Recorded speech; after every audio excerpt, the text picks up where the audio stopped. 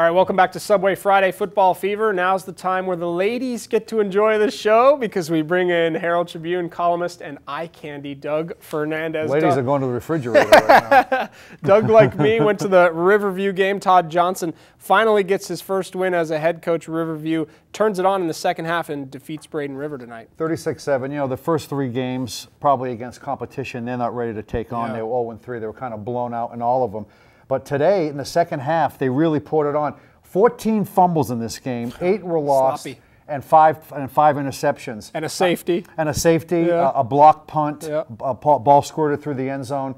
There were a lot of mistakes. Obviously, Braden River made more of them. But give Todd Johnson time. I mean, I think I wrote in today's paper that, you know, he installed a new offense and defense this year, taking over for a legend in John Sprague. Yeah, it's hard. He may not have the athletes that he hopes to have 3 or 4 years into this program. Right now, he's doing the best he can. What he was proud of after this game, what he told me was, you know, they took the 2-0 lead, and then Braden River took a 7-2 lead. Adversity, they might have shirked back from that, maybe got a little bit upset. They said they went forward, and they capitalized on a ton. Again, I can't stress this enough. Braden River's got to worry about this 4-point rule when you tuck the football. You know how the pros have the ball tucked? Yep. The ball was out here. It was everywhere. A lot of loose balls were fumbles. They capitalized on that, and Todd Johnson, after the game, Vince Cherry, senior wide receiver, who I talked to for a story today, snuck up behind him, did the old Gatorade bath, didn't need any help, and he was drenched after the game, but Todd Johnson was very, very happy with this one. Good for him. Former NFL player Todd Johnson gets his first win as the head coach of Riverview. A huge game tonight down in Venice. Charlotte comes up, takes a big lead on the Indians. Seems like nothing is working for Venice on offense, and then all of a sudden, Danny Dillard, Grant Flessner, they get things together. They come back. They win 21-20. A huge come-from-behind win for Venice over a very good Charlotte team. What does that say to you about Venice? It tells me that they're not going anywhere. You know, Charlotte, you know, we don't cover them in the area because they're sort of South County, but they are definitely one of the stud teams in the area. Oh, yeah. But anytime you have a running back, that's what I notice about a lot of these schools. If you have a running back like a Danny Dillon, really, who does?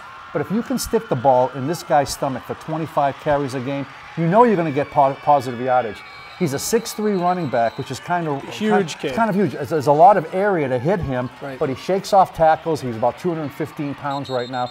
Again, anytime a team has a running back like that, they can depend on and go to constantly, avoiding throwing the ball, which can only lead to bad stuff a lot of times.